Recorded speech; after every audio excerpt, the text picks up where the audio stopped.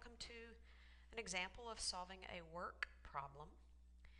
And like I believe the last example I gave a word problem was using a table. We're going to use a table again in this situation. We're going to set up the table a little differently. I think the last one I did was a mixture problem, something like that. So what we're going to have is Isabel and Manuel have adopted a portion of the Trinity River's northern bank in Fort Worth. Alone, Isabel can clean the bank in 6 hours. Manuel can clean it in 8. If Isabel starts at 7 in the morning and Manuel joins her at 10, how long will it take them to clean the bank working together? So let's take a look at setting up a table initially here and labeling our table. We're going to have 3 columns in this one. We're only going to have 2 rows because we just have 2 participants, Isabel and Manuel. So 2 rows, 3 columns.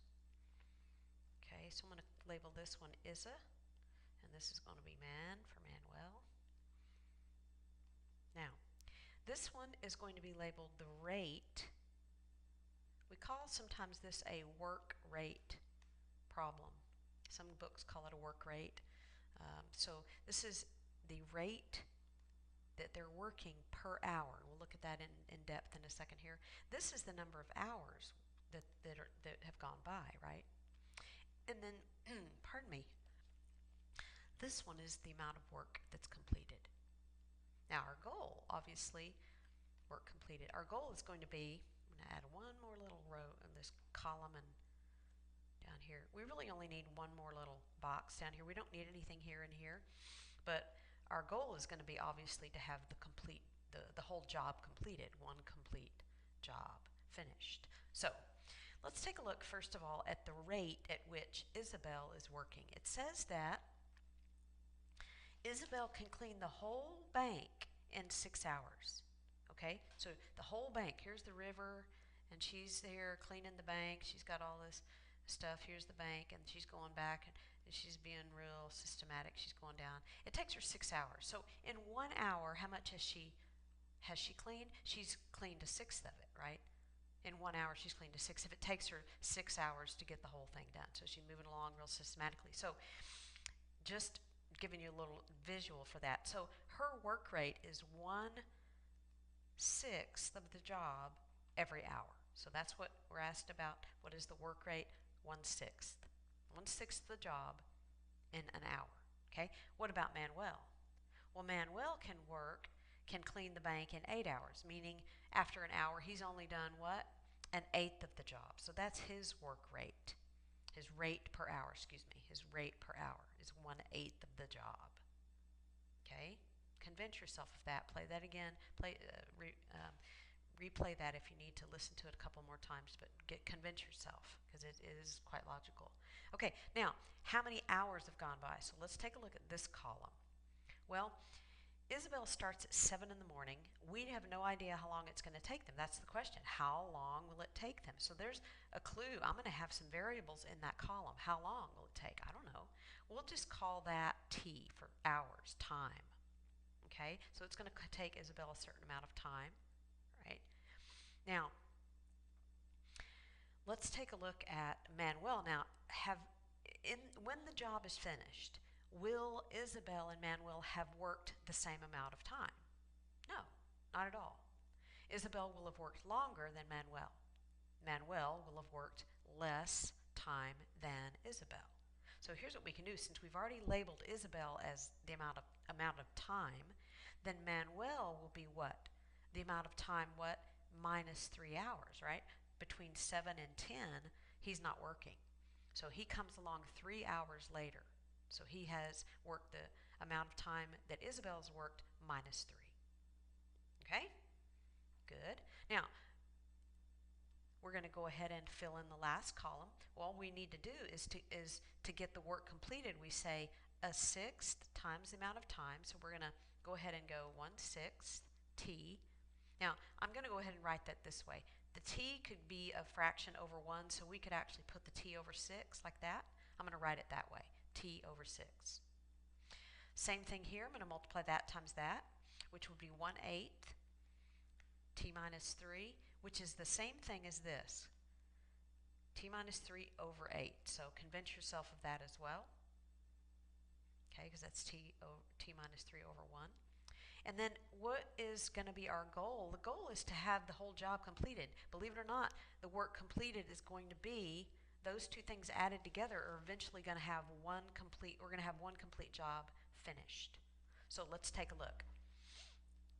Isabel's plus Manuel's work, right, is going to be one complete job finished. So let's take a look at putting these together. T over 6 plus the t minus 3 over 8 is going to be one complete job finished. All right, now, if you're looking at this, if you've looked at my video on solving rational equations, or not rational, I guess, equations with fractions in them, then you're going to remember that these two terms can be actually simplified quite a bit by eliminating the denominator. So that's what we're going to do. We're going to say, hey, if I take a 6 and an 8, what's my least common multiple there? The least common multiple there is going to be, we could multiply by 48, but we could also multiply by 24, right? So I'm going to multiply both sides by 24. Multiply both sides by 24. All right, now look what's going to happen to that. As I distribute that, that's going to be 24 over 1 times t over 6. I'll go ahead and show that step. Let me go ahead and do that for us. Let me show that completely written out so that nobody is confused. And this is going to be t minus 3 over 8, right? And it's times that. And this is going to be the 24. I don't need to put it over 1 on the right side, right? Because it's just multiplied by a 1. Okay, let's take a look. 6 goes into 6 once. 6 goes into 24 4 times. So we're going to get a 4t. 8 goes into 8 once. 8 goes into 24 3 times. So this is going to be a 3 times the quantity, t minus 3. And then this is going to be 24 times 1, which is 24. Moving right along, let's do the distributive, and let's get this t alone. 3t minus 9, that's 4t here that we're going to have to combine with that. Now, we have like terms. Look at these like terms here and here. So what we're going to do is combine them to 7t. Now, I have my t in one location. That's terrific. Because I have my t in one spot, I'm now going to just begin to get it alone. So we have 7t is equal to, what, 33? We're going to divide by 7, divide by 7, and I show that t is equal to 4.71 hours. Let me make that there. That kind of looks like a time, so let me fix that, 4.71 hours. Now, let's make sure we've answered the question or know what we're talking about here. How long will it take them to clean the bank working together? Well, it's going to take 4.71 hours, so almost 4 and 3/4 hours. For whom? Well, Isabel is going to work, right?